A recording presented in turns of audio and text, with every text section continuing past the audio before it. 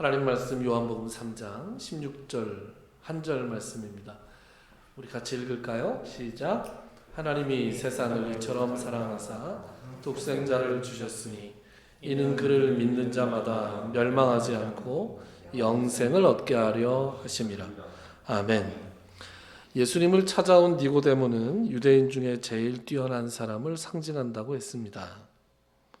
예수님은 이렇게 인간으로서는 거의 완벽에 가까운 사람을 향해서도 거듭나지 아니하면 하나님의 나라를 볼 수도 없고 하나님 나라에 들어갈 수 없다.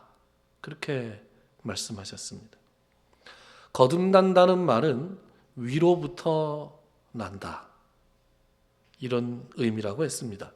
위로부터 태어나야 영생, 즉 하나님의 나라에서 누릴 수 있는 신적 생명을 얻을 수 있다라고 했습니다. 위로부터 태어나기 위해서는 위로부터 오신 이를 믿어야 합니다. 위로부터 오신 이가 누구예요? 13절에 예수님은 자신을 하늘에서 내려온 자라고 밝히고 계십니다.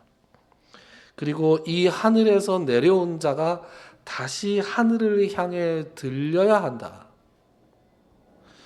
모세가 광야에서 뱀을 든 것 같이 인자도 들려야 하는데 모세가 든 뱀을 보았던 사람들이 모두 불뱀의 독으로부터 구원을 받았던 것처럼 십자가에 달리신 예수님을 바라보는 사람들, 다른 말로 믿는 사람들은 누구나 다 영생을 얻을 것이다. 그렇게 말씀하셨습니다. 여러분, 사람은 스스로를 구원할 수가 없습니다. 내가 가진 어떤 것을 가지고도 하나님의 나라에 들어갈 자격을 가질 수가 없습니다. 니고데모도 갈 수 없고 사마리아 여인도 갈 수 없습니다. 오직 위로부터 태어나야만, 위로부터 오신 존재가 십자가에 들리신 것을 믿음의 눈으로 바라보아야만 하나님의 나라에 들어갈 수 있습니다. 그렇게 하기 위해서 하나님께서 하신 일이 뭐예요? 독생자를 이 땅에 보내신 것입니다. 왜요? 그 독생자를 장대에 매달기 위해서.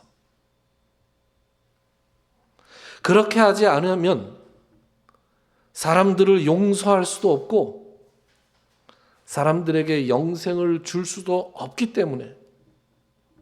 그러면 하나님은 왜 사람을 용서하기를 원하시고 왜 사람들에게 영생을 주기를 원하십니까? 오늘 본문은 말씀하죠. 그것은 하나님이 인간을 사랑하시기 때문이다. 하나님이 세상을 이처럼 사랑하사. 사도 요한은 세상이라는 단어를 부정적으로 묘사할 때가 많습니다. 세상은 하나님을 알지 못하는 곳이고 세상은 예수님을 알지 못하는 곳입니다. 요한복음 1장 10절에 보면 그가 세상에 계셨으며 세상은 그로 말미암아 지은 바 되었으되 세상이 그를 알지 못하였다 그랬습니다. 세상은 그를 지은 창조주를 알지 못합니다. 그 창조주가 자기 백성들에게 왔음에도 불구하고 자기 백성들은 그 주인을 영접하지 않았습니다. 여러분, 개나 소와 같은 짐승들이 자기 주인을 알아보는 것은 우리들에게 상식입니다. 심지어 맹수, 사자와 같은 맹수들도 어렸을 때부터 사람이 키우면 야생으로 돌아가고 나서도 그 주인을 알아보고 그 주인을 공격하기보다 그 주인을 찾아와서 재롱을 떠는 그런 영상도 우리가 본 적이 있습니다. 그러나 사람은 그 주인을 알아보지 못합니다. 그래서 하나님께서는 이사야 선지자를 통해서 탄식하십니다. 이사야서 1장 3절에 보면 소는 그 임자를 알고 나귀는 그 주인의 구유를 알건만은 이스라엘은 알지 못하고 나의 백성은 깨닫지 못하는도다. 그래서 세상이라는 말은 사도 요한에게 있어서 부정적으로 묘사되는 단어입니다. 사도 요한은 요한복음 말고 요한 1서에서 이렇게 씁니다. 요한일서 2장 15절 이 세상이나 세상에 있는 것들을 사랑하지 말라. 세상은 늘 하나님을 알지 못하고 세상은 알고 싶어 하지도 않고 설사 안다 하더라도 받아들이지 않고 불순종하고 거역합니다. 그런데 말이죠.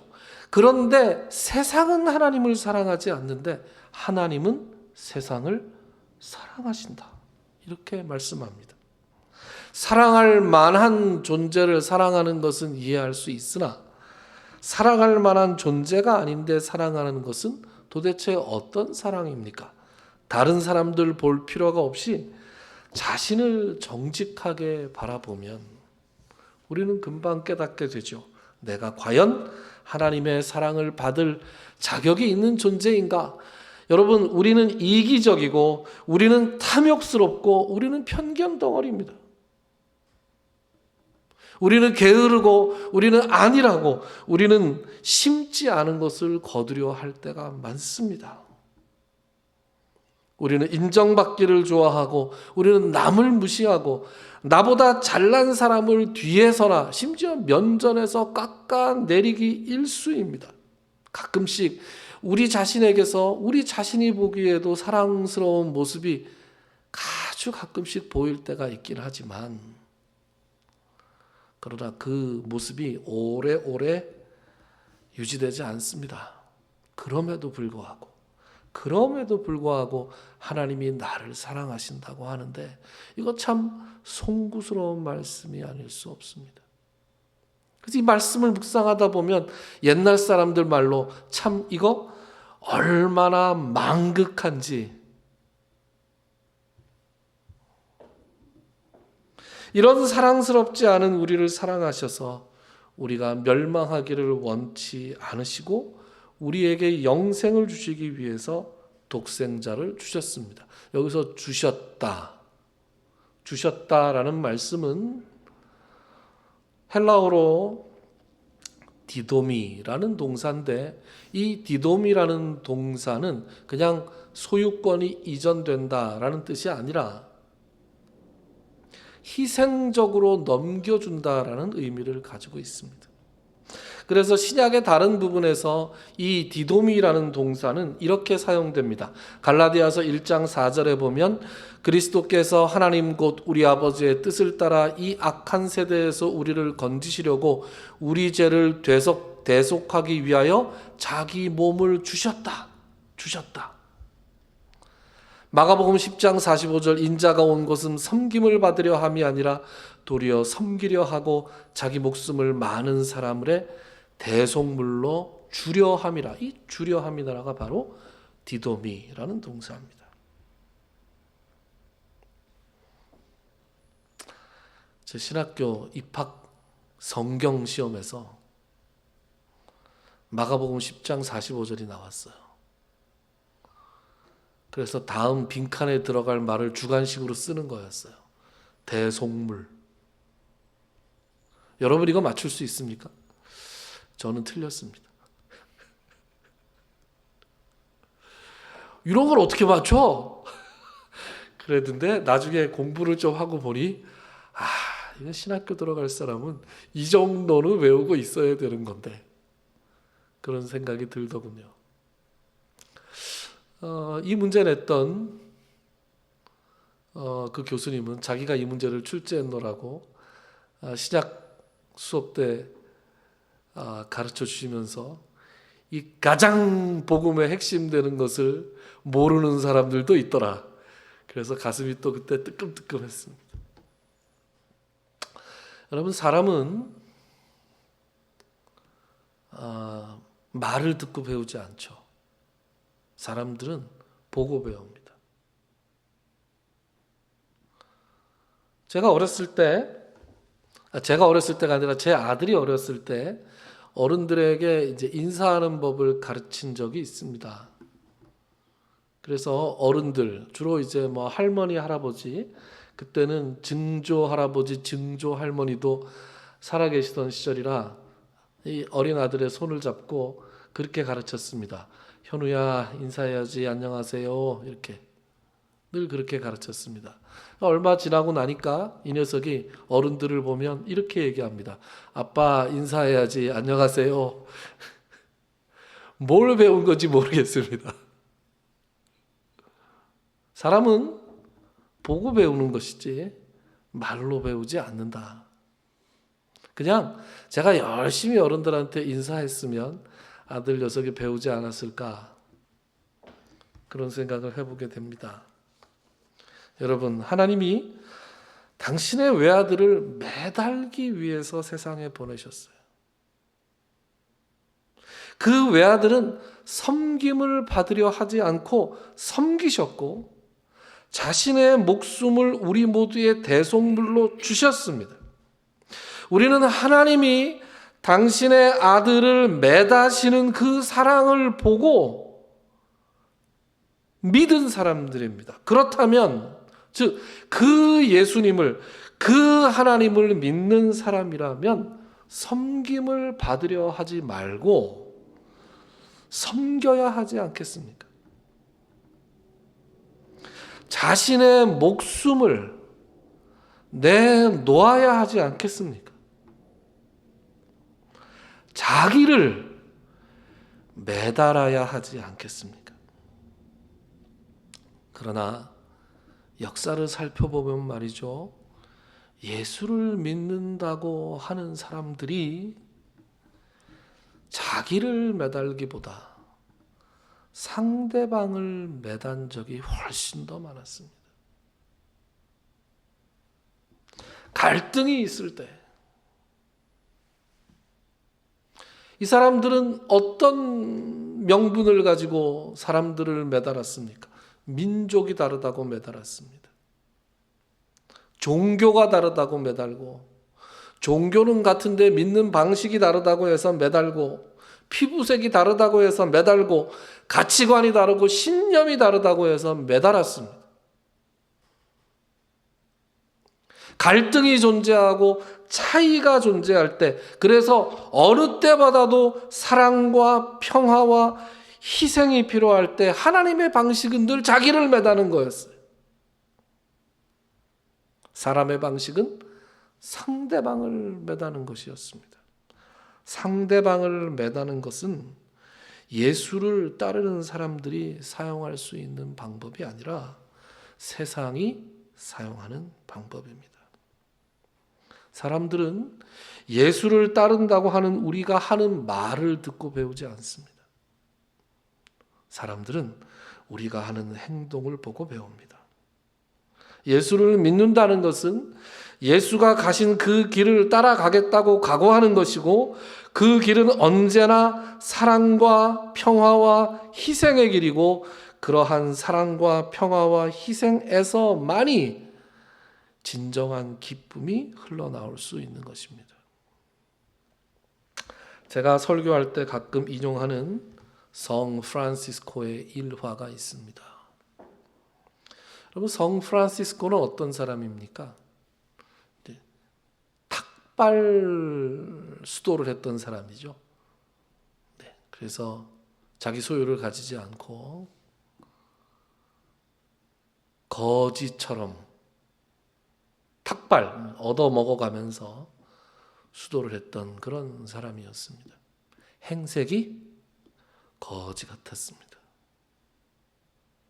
입은 옷도 매우 초라해서 더위는 견딜 수 있었으나 추위를 견디기는 매우 어려웠습니다. 어느 날 프란시스코와 레오라는 그 서로 형제라고 부르고 있지만 사실은 스승과 제자의 관계가 있던 이 두 사람이 어떤 수도원에서 어떤 다른 수도원을 향해서 걸어가고 있었습니다. 한겨울이었고 마침 그때 바람이 세차고 눈이 펑펑 내리고 있었습니다. 여느 때처럼 그들이 입은 것이 변변치 않아서 그 살을 앤 듯한 그 추위를 견디면서 밤새 길을 걸어야 했습니다. 밤새 걷지 않고 멈추었다간 길에서 얼어 죽을 판이었습니다. 그때 프란시스코와 레오가 주고받았던 대화가 아주 유명하게 남아서 사람들에게 전해지는 것이 있습니다. 이 일화의 제목이 Perfect Love, Perfect Joy, 완전한 기쁨이라는 이야기입니다. 들어보신 적이 있을 겁니다. 짤막짤막하게 들어보셨겠지만 오늘은 좀 길게, 제가 원문을 좀 길게 읽어드릴게요. 어느 순간 프란시스코가 레오 형제에게 말했다. 만약 하나님께서 작은 형제들에게, 이 작은 형제들은 프란시스코를 따라 함께 같은 방식으로, 같은 형태로 수도하던 사람들을 작은 형제들 이렇게 불렀던 것 같아요. 작은 형제들에게 온 세상 모든 사람에게 성덕의 위대한 모범을 보여야만 한다고 하시고 설령 그렇게 했다손 치더라도 이것이 반드시 완전한 기쁨은 아니라는 사실을 기록해 두십시오. 조금 더 길을 간 뒤에 프란시스코가 레오 형제에게 다시 말했습니다. 만약 작은 형제들이 절름발이를 걷게 하고 뒤틀린 이를 똑바로 펴며 악령들을 쫓아낼 수 있고 눈먼 이를 보게 하며 말 못하는 이를 말하게 하며 죽은 지 나흘이나 지난 이를 살아나게 한다 해도 이런 것이 완전한 기쁨은 아니라는 것을 주의 깊게 적어놓고 잘 기록해 두십시오. 어떤 모습인지 상상이 되십니까? 두 사람이 이렇게 걸어가다가 깨달음이 탁 올 때마다 한마디씩 하는 거고 레오는 그거를 다음에 어디 앉아서 기록하려고 열심히 기억하고 있는 것이죠. 그리고 얼마쯤 있다가 곧 프란시스코가 레오 형제에게 말했다. 만약 작은 형제들이 모든 언어를 말할 수 있고 모든 학문에 정통하며 기록된 모든 것을 설명할 수 있고 미래를 예언할 수 있으며 모든 영혼의 비밀을 밝힐 수 있다고 해도 이런 것이 완전한 기쁨은 아니라고 주의 깊게 적어놓고 잘 기록해 두십시오. 몇 걸음을 더 걷다가 프란시스코 성인이 울기 시작했다. 레오 형제, 하나님의 작은 자여, 작은 형제들이 천사처럼 노래하고 별들의 움직임을 설명할 수 있으며 모든 동물이나 새들, 물고기나 식물, 돌이나 나무, 그리고 모든 사람에 관하여 모든 것을 알고 있다고 해도 이것이 완전한 기쁨은 아니라는 것을 주의 깊게 적어놓고 잘 기록해 두십시오. 마침내 프란시스코가 울면서 다시 말합니다. 레오 형제, 작은 형제들이 설교로 모든 인간을 그리스도를 믿는 신앙으로 회심하게 한다고 하더라도 이것마저도 완전한 기쁨은 아니라는 것을 제발 주의 깊게 적어놓고 잘 기록해 두십시오. 뭐가 완전한 기쁨이란 말입니까? 아직 완전한 기쁨이 무엇인지 프란시스코가 말하고 있지 않습니다. 저와 여러분들처럼 레오도 매우 궁금했습니다. 그래서 레오 형제가 프란시스코 형제님 완전한 기쁨에 관해서 가르쳐 주시기를 청합니다. 이에 프란시스코 성인이 말합니다. 우리가 우리의 목적지에 도착했는데 비에 흠뻑 젖어서 추위에 떨고 진창으로 범벅이 돼서 배가 고파 기진맥진하게 되면, 그래서 우리가 수도원의 문을 두드렸는데 현관지기가 우리를 알아보지 못하고 우리더러 가난한 사람들의 것을 훔치거나 세상을 속이려는 거지나 사기꾼이라고 우리를 취급하면서 우리에게 문을 열어주려고 하지 않는다면, 그래서 우리를 문 밖에 눈비 아래 버려두어 추위와 배고픔으로 고통을 받고 불의와 매정한 처사를 아무런 불평도 없이 참아 받을 수 있다면, 그래도 우리가 믿음과 사랑, 겸손으로 현관지기가 우리를 알아보면서도 거부한 것이 하나님께서 그에게 그렇게 일러주신 것 때문이라고 여길 수 있다면, 사랑하는 레오 형제, 이것이 완전한 기쁨이라는 것을 부디 주의 깊게 적어놓고 잘 기록해 두십시오. 잠시 후에 프란시스코가 또 말합니다. 레오 형제, 우리가 다시 문을 두드리고 현관지기가 몽둥이와 욕설로 우리를 내쫓으면서 우리를 강도나 다른 범죄자로 취급하는데도 우리가 이를 인내롭게 불평 없이 받아들이고 믿음과 사랑과 겸손으로 현관지기가 우리를 알아보면서도 거부한 것은 하나님께서 그에게 그렇게 이르신 것 때문이라고 여길 수 있다면, 사랑하는 나의 레오 형제, 이것이 비로소 완전한 기쁨이라는 것을 부디 주의 깊게 적어놓고 잘 기록해 두십시오. 여러분, 프란시스코는 당대에 굉장히 유명한 사람이었습니다. 프란시스코는 심지어 당대 교황마저도 프란시스코를 초대해서 말씀에 대해서 가르쳐 달라고 요청했을 정도로 당대의 성인으로 추앙받는 그런 사람이었습니다. 만약에 실제로 그가 수도원에 도착해서 문을 두들겼는데 문지기가 이 거짓 꼴을 한 두 사람을 욕설을 하면서 내쫓는다면 그 레오 형제가 나서서, 여보시오, 이분이 누군지 아시오? 이 사람이 그 유명한, 그랬을 때 프란시스코는 아마 그 사람이 입을 콱 막았을 거예요. 그 사람의 이름을 대는 순간, 아이고 프란시스코 형제님, 제가 알아보지 못해서 대단히 죄송합니다. 그러면서 아마 수도 원장에 연락을 해서 수도 원장이 버선발로 뛰어나와서 프란시스코를 영접하고 자기들의 무례를 극구 사과했을 것입니다.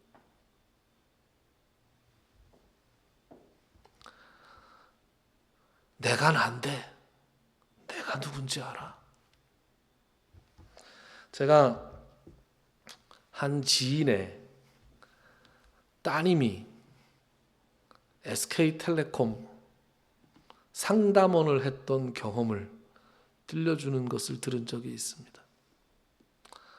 어떤 아주머니가 대뜸 전화를 해서 내가 얼마 전에 분실 신고한 게 있잖아. 네 고객님. 내가 땡땡땡 보림인데 말이야. 네 고객님. 나 그거 찾았어. 이제 풀어줘. 아니 고객, 그럼 어떻게 해야 돼요? 상담원이. 고객님 죄송하지만 분실 신고는 유선상으로 되는데 분실한 걸 다시 찾아서 푸는 것은 신분증을 들고 SK텔레콤 대리점으로 가셔서 직접 신고를 하셔야 이 분실 신고를 해제할 수 있습니다. 그랬더니 야, 내가 나라는데 네가 뭔데 안 풀어줘? 그렇게 해서 10분 이상 소리를 고래고래 지르면서 풀어달라고 우기더라는 거예요. 그 사람은 아무 명함도 없는 사람이에요. 그냥 내가 기본인데 네가 나를 지금 무시하고 이걸 안 풀어주는 거야?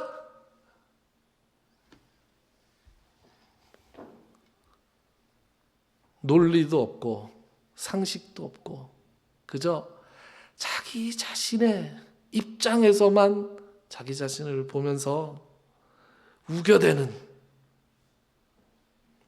내가 누군지 알아 라는 자세로 살아가는 이 사람들로 가득한 이 세상이에요. 그런데 과연 그리스도인들은 다른 자세로 살고 있는가?